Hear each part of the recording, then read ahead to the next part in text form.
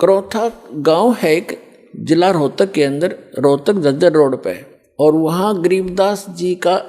मूल गांव था, धनखड़ गोत्र उनका, और वो किसान यानी जाट किसान उस घर में जन्म था उनका। उनके जो पिताजी थे वो गांव छुडानी में ब्याहे थे, यानी गरीबदास जी के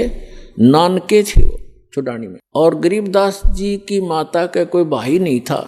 जिस कारण से गरीबदास जी के पूज्य पिताजी श्री बलराम जी नाम था उनका धनखड़, और वो अपने ससुराल में घर जमाई रहने लग गए थे। वहाँ जमीन बहुत घनी थी,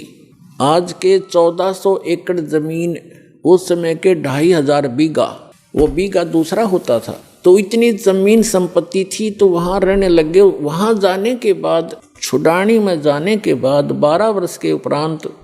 गरीबदास जी का जन्म हुआ था, और गरीबदास जी आजीवन वहीं रहे। उनकी संतति है आज भी, आधा गांव लगभग धनखड़ गोत्र से है, छुडानी, जिला झज्जर, हरियाणा।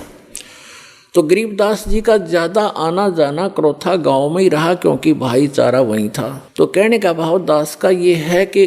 गरीबदास जी जब 10 वर्ष के हो गए, और अपने ही, क्योंकि तब तो उन्हीं की सारा कुछ हो चुका था, नाना जी की सारी संपत्ति उन्हीं की थी, लगभग 150 गव्य रखा करते थे, क्योंकि ज़मीन बहुत थी, उसमें चरागाह बना देते, वर्षा हो जाती, कुछ खाने के लिए गेहूँ जौ आदि बीज लेते, चने सरसों हो जाती, बाकी की ज़मीन को पशुओं के लिए ही वो प्रयोग किया करते थे, पशुपालन करते थे। उसके साथ साथ 2-4 किराए के पाली होते थे गांव के,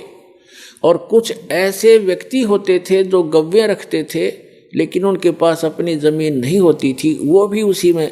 चराया करते थे। ऐसे पहले आपस में बड़ा प्रेम होता था,